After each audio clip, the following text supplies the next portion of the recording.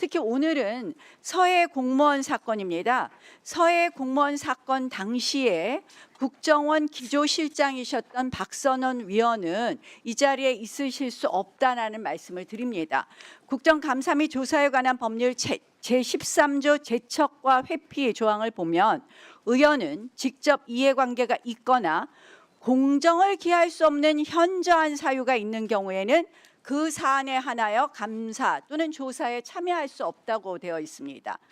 민주당 의원들은 이해관계 충돌이 경제적 이해관계 충돌이다라고 말씀하시지만 후단에 공정을 기할 수 없는 현저한 사유에 명백히 해당됩니다. 기조실장은 국정원법 제9조에 따라서 원장을 보좌하고 그리고 필요한 경우에 직무 대행을 하게 되어 있습니다.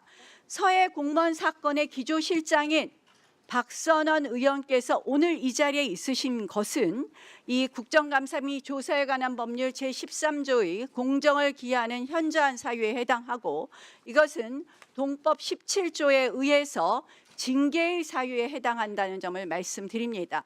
저희는 이 조사가 시작한 이후로 이건태 위원, 김동아 의원의 경우에는 국회법 35조와 그리고 국정감사 조사에 관한 법률 제13조에 해당하기 때문에 위원의 자리에 있을 수 없다고 말씀을 드렸고 박선원 위원은 적어도 오늘 서해 공무원 사건에 대해서는 이 자리에 있을 수 없습니다. 제척과 회피 대상이 되고 그래서 제척 의결을 해주시거나 아니면 박선원 위원 스스로 회피 의사를 밝혀주실 것을 촉구합니다. 만약 이 두 가지 부분이 충족되지 않는 경우에는 저희로서는 해당 위원님들을 국회 윤리위에 징계 요구를 할 수밖에 없다는 점을 말씀을 드리고요.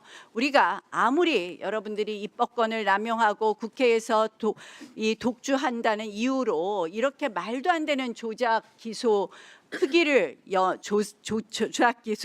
조작 기소 국정조사를 하는 것만 해도 참 어이가 없는데 위원들마저도 이렇게 공정을 기할 수 없는 위원을 대거 배치하시는 것은 여러분들 스스로의 정당성을 몰각시키는 것이다라는 말씀을 드리면서요. 회피 또는 기피 결정을 해주실 것을 다시 한번 요구합니다. 기조실장은 SI 첩보를 볼 수 없을 정도로 핵심 정보 접근에 제한이 있습니다. 그래서 제가 이 사건이 발생하고 나서 제 책상에 이런 보고서가 왔길래 이것은 내가 봐서는 안 된다고 반납하면서 첩보 통제 지시를 했습니다. 제가 그 후 이 사건의 동향을 제가 파악할 수 있는 위치에 있지 않다는 점을 말씀드리고요. 기조실장이라고 하는 게 모든 걸 다 아는 자리가 아닙니다. 운영을 하고 조직을 관리하는 것이 기조실장이다라고 하는 점을 말씀드리고 다만 나경원 의원이 상당히 겁이 나신 것 같은데 이 서해 피격 사건을 2022년 5월 24일 국가안전보장회의의 첫 공식 의제로 삼은 것 자체가 윤석열의 특별 지시 하명 없이는 불가능한 것이다 라고 하는 것은 제 청와대 경험상 확실하게 장담할 수 있습니다. 윤석열의 지시를 받아서 김태효, 김성한이 바로 국가안전보장회의 실무조정회의와 국가안전보장회의 상임위원회를 열어가지고 그 바쁜 시절에 이것을 정권의 최우선 하명 사업으로 이렇게 진행을 했는데 신동욱 의원 조용히 어제 재판 갔다 왔는데 내란 재판이나 다니는 사람이 뭐 할 말 있다고 여러분들이 이 사람들이 내란 세력이에요. 나경원 의원은 한남동 가가지고 보초 쓴 사람이고 윤상현 의원은 윤석열 석방될 때 교도소 구치소에 같이 들어갔던 사람이고 신동욱 의원은 표결 때 계엄철에 표결 때 추경호 끌고 표결 반대한 사람. 예, 잠깐만 시간 멈춰주세요.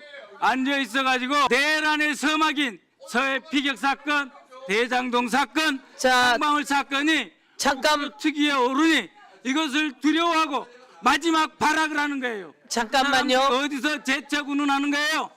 선진화법을 끊임없이 위반하고 국회 선진화법을 위반하고 예, 박선원 의원님께 별도로 한 나경원 네. 의원을 재특해 주셔야 됩니다. 네. 그 앞에 있는 나경원, 그냥 시간 김동욱, 흘리셔야 윤상현 되겠습니다. 의원은 이 자리에 있을 자격이 없어요.